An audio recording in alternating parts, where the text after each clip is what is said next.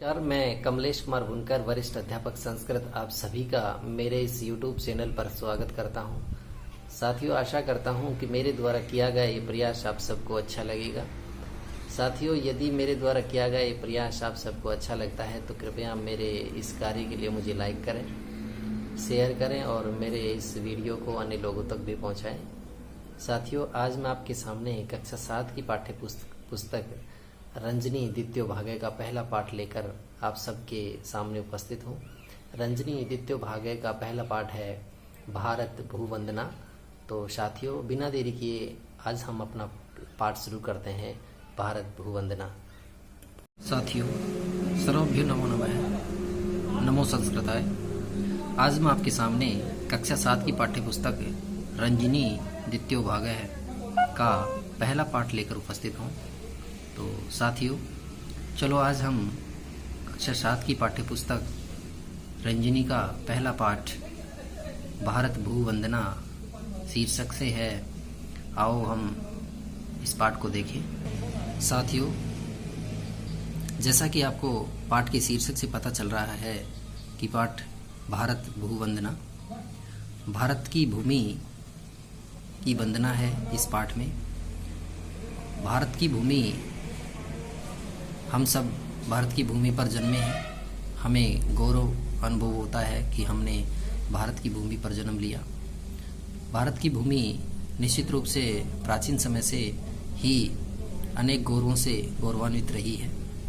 आओ हम सब मिल करके भारत की भूमि की, भारत माता की वंदना करें। साथियों, जैसे शीर्षक के नीचे चतुर्थी विभक्ति ही लिखा हुआ है, प्रतीत होता है कि इस वंदना में भारत की भूमि वंदना, इस कविता के अंदर चतुर्थी विभक्ति का प्रयोग किया गया होगा। तो प्रथम है पाठ है भारत भूवंदना, चतुर्थी विभक्ति। वंदना को अपन देखें उससे पहले पाठ परिचय को देखते हैं। साथियों, लिखा है प्रस्तुते पाठे पुण्य भारत भूमे वंदनम कृतम अस्ति। प्रस्तुत पाठ में पवित्र भारत की भूमि की वंदना की गई है। भारतस्य नद्ये पर्वताः वनानि एव न अपितु केवलम कण अपि रमणीय प्रेरकस्य अस्ति। भारत की नदियाँ, पर्वत, वन ही नहीं अपितु प्रत्येक कण भी रमणीय और प्रेरणा स्रोत है। भारत भूः मातृवत अस्मभ्यं सर्वं ददाति। भारत की भूमि माता के समान हम सबको सब कुछ देती है। अतः इसीलिए आओ एताम आराध्यामः, आओ हम इसकी आराधना करें। चलो साथियों, अब हम कविता का वाचन करते हैं। मातृभूमे नमो मातृभूमे नमः, मातृभूमे नमो मातृभूमे नमः। तव गिरिभ्यो नमस्ते नदीभ्यो नमः, तव वनेभ्यो नमो जनपदेभ्यो नमः। मातृभूमे नमो मातृभूमे नमः, मातृभूमे नमो मातृभूमे नमः। तव कणाभ्यो नमस्ते अणुभ्यो नमः। मातृभूमे नमो मातृभूमे नमः, मातृभूमे नमो मातृभूमे नमः।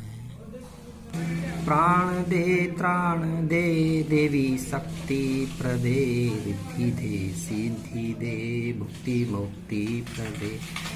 मातृभूम्यो नमः मातृभूमि नमः।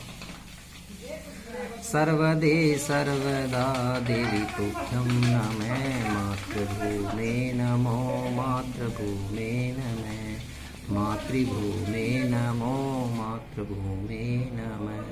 साथियों, चित्त से प्रतीत हो रहा है कि भारत के निवासी, भारत की भूमि में जन्मे हुए यहाँ के मूल निवासी भारत माता की वंदना कर रहे हैं, जो अपन ने देखा। साथियों, कविता के नीचे संस्कृत भाषा में इसका भावार्थ या व्याख्या रूप में दे रखा है। तो चलो इसको भी थोड़ा देखते हैं। भारत माता है वयम त्वाम प्रणमामः। हे भारत माता, वयम हम सब त्वाम तुम्हें प्रणमामः प्रणाम करते हैं। हम सब तुम्हें प्रणाम करते हैं।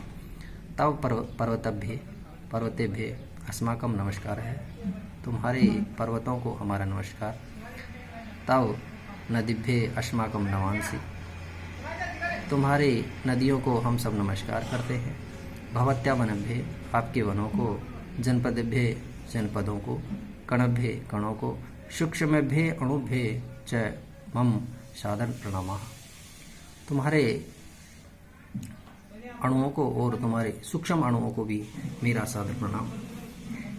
हे प्राणदायिनी, हे रक्षणकर्त्री, हे शक्तिदात्री, हे समृद्धिदात्री, हे सिद्धिदात्री, भोग मोक्ष प्रदायिनी मातृभूमि। हे प्राणदायिनी, हे प्राण देने वाली, हे रक्षणकर्त्री, हे रक्षा करने वाली, हे शक्तिदात्री, हे शक्ति प्रदान करने वाली, हे समृद्धिदात्री, हे समृद्धि प्रदान करने वाली, हे सिद्धिदात्री, हे सिद्धि प्रदान करने वाली, भोग मोक्ष प्रदायिनी, भोग और मोक्ष प्रदान करने वाली मातृभूमि। तुभ्यम अस्माकं प्रणामः, तुम्हें हमारा प्रणाम। भूदेवी, हे देवी, सर्वदा भवते अस्माकं सादर वंदना, हे देवी हमारा आपको सादर वंदना। साथियों, आपने देखा भारत भूवंदना पाठ में चतुर्थी विभक्ति का प्रयोग किया गया है। साथियों, विद्वान लोग जानते हैं, विद्वान विदुषी लोग जानते हैं कि नमः, स्वस्ति, स्वधा, अलम, वसट योग के योग में चतुर्थी विभक्ति का प्रयोग होता है। अतः पाठ में जहाँ भी नमः शब्द आया है और नमः शब्द से पूर्व में जो शब्द लिखा गया है, निश्चित रूप से उसमें चतुर्थी विभक्ति का ही प्रयोग किया गया होगा। निश्चित रूप से आप देखेंगे नमः से पहले मातृभूमि, ये मातृभूमि, भूमि शब्द का चतुर्थी विभक्ति में मातृभूमि लिखा जाता है, तो ये चतुर्थी विभक्ति है।